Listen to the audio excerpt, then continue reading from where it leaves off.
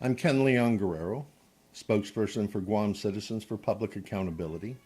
And along with our counterpart, Guamanians for Fair Government, and their spokesperson, Andre Bynum, we have launched a write-in campaign.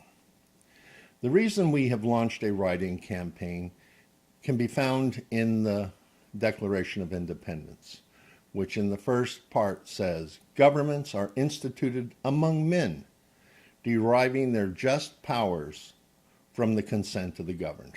That's us, the people. We get to decide who governs us. That's the election process.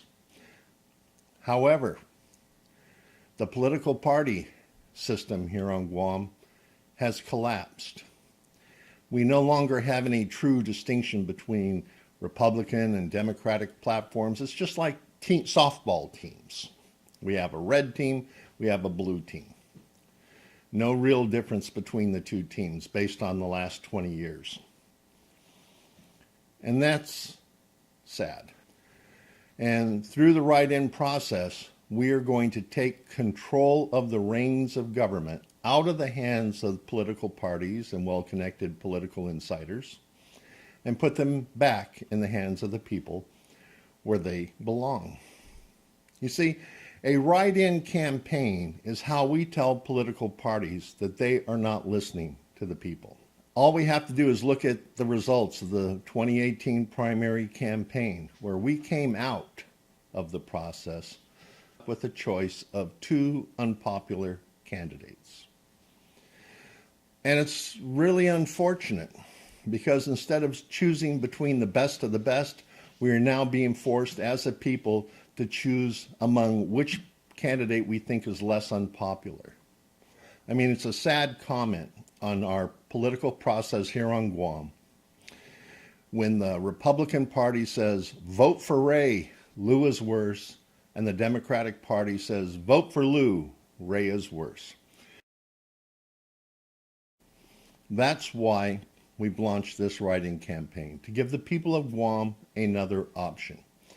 Now, the political party professionals will tell you your vote in the write-in is a waste.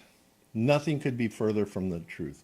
When you mark write-in, you are telling the political parties there is something wrong with their process and they failed you as a citizen. And they don't want to hear that. That's why they will tell you when you vote for a write-in, your vote doesn't count. And that also is not true.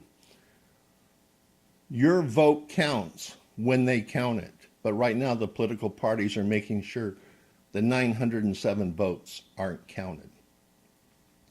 907 votes that could have changed the outcome of the primary election in a number of races, yet the political parties don't want those votes to get counted. That's why we filed a lawsuit against the Guam Election Commission to compel them to count those votes. But the court process is a long process. That's why we are pursuing the write-in option as well. Now, the political parties, professionals, and even politicians will tell you write-in campaigns are impossible. Well, for over 100 years, the 4-minute mile was considered impossible, unbreakable. But in May of 1954, Roger Bannister broke the unbreakable. He ran a mile in less than 4 minutes. And once he did that, 23 other runners broke the unbreakable that same year. 61 runners broke the unbreakable the following year. And since 1954, nearly 2,000 runners have broken the unbreakable. Political professionals will tell you a write-in campaign is impossible. But here's just a few people that didn't listen to political insiders. In 1928, President Herbert Hoover won a primary election as a write-in that launched him on his career to the presidency. Just like Franklin Delano Roosevelt, who won a primary as a write-in and helped launch his career as president. Dwight David Eisenhower also launched his presidential career with a primary election victory as a write-in, as did Lyndon Baines Johnson, who also launched his presidential career as a write-in in a primary victory. In the U.S. Senate, we have a couple of senators who have successfully run write-in campaigns. Lisa Murkowski from Alaska, Strom Thurmond, who ran for Congress as a write-in campaign and served 48 years. Charlie Wilson, another Democrat in the state of Texas, started his career as a write-in candidate. There is a long list of congressional, state, and local write-in victories that began their campaigns as write-in candidates. Even here on Guam, Tony Addo won in 2008 as a primary write-in candidate.